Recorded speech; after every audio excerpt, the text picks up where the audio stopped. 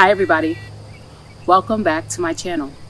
Today I am walking you through how we started the new cut flower garden using the NoDig gardening method, some of the pros and the cons and challenges to starting this garden, and I'll be running you through some of my past experiences with starting the NoDig vegetable garden. So let's go.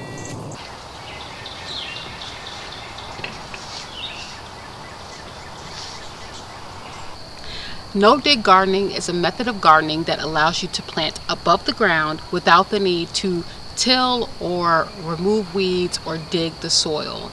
You are not disturbing the structure of the soil or the organisms within the soil. For my technique, it's not my technique, but the technique that I'm using, it's the lasagna gardening method. So I am laying down as much cardboard as I have. I tend to run out of cardboard, so I buy contractor's paper, lay out a thick layer of that and top it off with at least 6 inches of soil. In my case, I'm using a 70-30 mix of compost and topsoil. So 70% compost, 30% topsoil. This has worked for us in the past with the vegetable garden, and I'm confident that it will work for us here in the cut flower garden.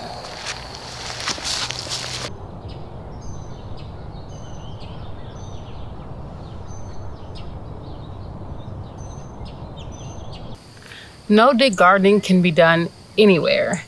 It's technically just not digging in the ground, right? So you can start a NoDig garden as a container garden, as a raised bed garden, or as a full-scale garden. Don't limit yourself. I mean, look at this insanity. Look how I started. I was so in love with gardening that I turned my guest bedroom into an indoor garden. It had fruit flies everywhere, but it was one way for me to start something, start growing something and feeling good about it. So always keep an open mind with any of the things that you're seeing out here on the internet.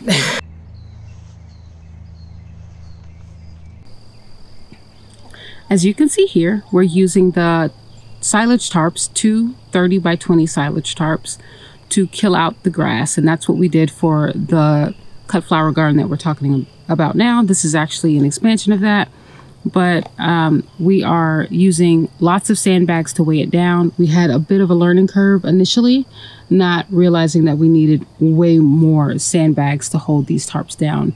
So as a result of that, the grass in this garden is not completely dead, but very close to dead. So this time around, we are all set and ready to go.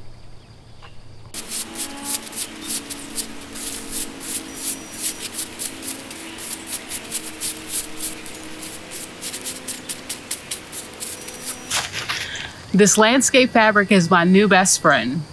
I love it for the pathways. It is eliminating the need for us to weed, and it's very easy to roll out and install with just putting a few garden staples in every few feet.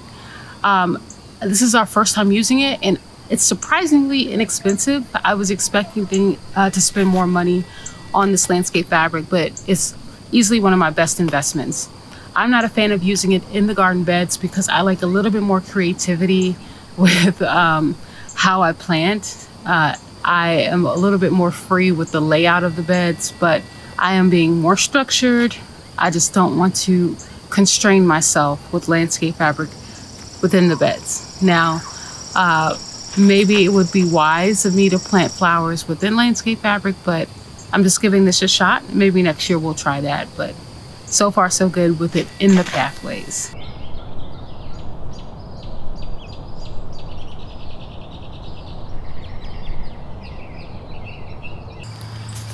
One tool that you'll always see me have on my hip is the Hori knife, and that's because it's a multi-purpose tool.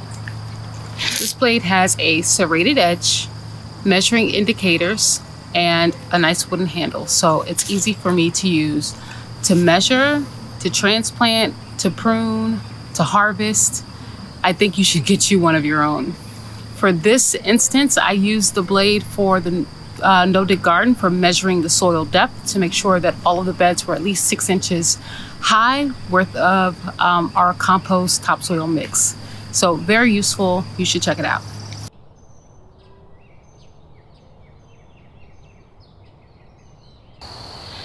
There are some challenges with starting a no-dig garden, but in my opinion, there's no comparison to buying equipment that you need to use to till up the yard. Equipment is very expensive. But the first con is the amount of organic matter that you would need. So stacking up as many cardboard boxes as you need, buying as many contractor paper rolls as you need, stacking up as much newspaper as you need to lay down that first layer. The second is the amount of compost. And for us to start a garden of this size, you need at least 12 cubic yards of soil. You can buy that in bulk, but for us, the delivery fees is what's kicked us in the butt the most. So you have to be aware of those costs. The next challenge is the amount of effort needed to move 12 cubic yards of soil to a garden of this size. Now, luckily for me, that technically wasn't my problem because my husband did every last wheelbarrow in this garden. I love you, baby. Thank you so much. So I would say for anybody that has to move this, moving it is definitely a challenge. So keep that in mind.